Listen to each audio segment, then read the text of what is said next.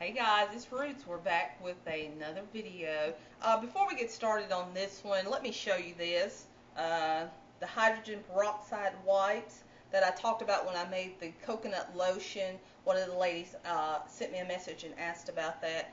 It's an antiseptic per se, and I use it to wipe all my utensils and my counter down and my jars. And I still put my glass jars in the oven to heat sterilize them, but I thought this is a real good way to do it in case you don't want to use Clorox or things like that.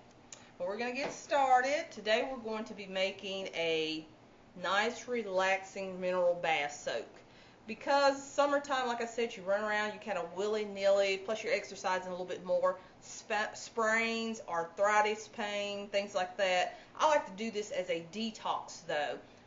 Magnesium is real good for fluid exchanges and things like that, but that's a little bit too technical, so let's get to it. I like to do it because it helps to kind of soak some of the toxins out of the body. Because the skin is the largest organ, hot water soaks, or it used to be people went to mineral springs to kind of soak some of the toxins out of the body. After you take a mineral bath or a detox soak, make sure that you rinse yourself really well to get any of the salts or any of the substances off of you, because they're still working if you leave them on the skin. So we're going to get started. This is just a dump and pour. We don't have to mix anything for a change. We're just going to dump and pour. We're going to have, how many ounces is this? 2 pounds of Epsom salt, which is magnesium sulfate. Of course, if you have any kidney or renal disease or hypertensive issues with this ginger bath soak, make sure you kind of either think about it, ask your doctor if you have any contraindications, because ginger really heats up the skin, really makes you hot, really cleanses those pores. After you take this bath and you rinse and you get out and kind of lotion up and kind of, I do it at night, that way I'm not running around so much, because it really sweats it out of you. For the next week or two, you feel like, I'm on top of the world. I'm just so crazy I can't help myself. But anyway, in the box we have 2 pounds of Epsom salt that I've already poured into the bag, and we're going to come down to the table.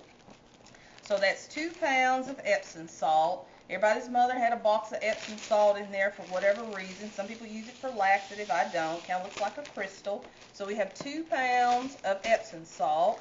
We're going to also use baking soda. We're going to put a cup of that. Like I said, this is a quick, easy recipe. Real good. The ginger is the thing that is going to do the trick for me, though. We're going to put a cup of baking soda. We're going to also put a cup of rice flour. Excellent for the skin. Good for soothing the skin. Let's try not to spill it everywhere. This rice flour, I always do that. I don't know why I don't just put it in another container, but I guess that's just me being lazy. Alright, we don't want to lose any of those if we can help it. We're going to put a cup of the rice flour. We're going to put a half a cup of coarse sea salt. See, that kind of looks like crystals also. Well, actually, salt is a crystal, so what am I saying? Ginger. Ginger is the trick. After you take this bath, oh man, your skin smells so nice and spicy too. I am just all into the spice lately.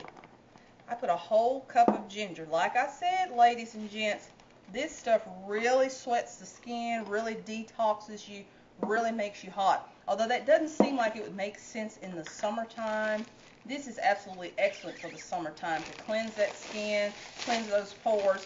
Always put it in a large Ziploc bag. That way I can kind of mix everything up well. After I get it kind of mixed in, I'll put a little bit of oil in it, mainly because I want it to also smooth the skin. I want a stimulant with this also, which is peppermint. Give you that cool, frosty sensation. It not only stimulates and warms the skin. If you have a problem with things that are, how shall we put this, heat up your private area, this may not be the soap for you, because it really does heat the skin from top to bottom. So we're going to put a little bit of the infused peppermint oil. I'm not going to measure this though. I'd say maybe a 1/4 cup of that. You don't have to use these exact oils. These are the things I am wanting to use. Let me get the water out. Not the water, but the air. And we're going to just smush it in the bag. Once we have everything pretty much mixed the way that we want to, we're going to put it in our glass jar and let it sit a bit. Maybe about a week. Actually, I'm going to use it tonight, but I always like to store things in glass. I think that helps to, see, like in plastic, the oils are wanting to stick to the side, and it sometimes will stick in the glass jar, but I think that glass keeps things more pure, more clean, more sanitary. Also, it looks pretty on your shelf. Yes, I am going to take the glass jar in my bathroom. Some people say, well, you shouldn't take glass in your bathroom, but I don't have small children, and I've done this forever. Once you get everything mixed the way that you want, I'll show it to you in just a second. When you're ready to take your bath, you're going to use a cup or two. Let me get my canning funnel. Please let the canning funnel be in here. There it is. I can't believe they left it where it was supposed to be.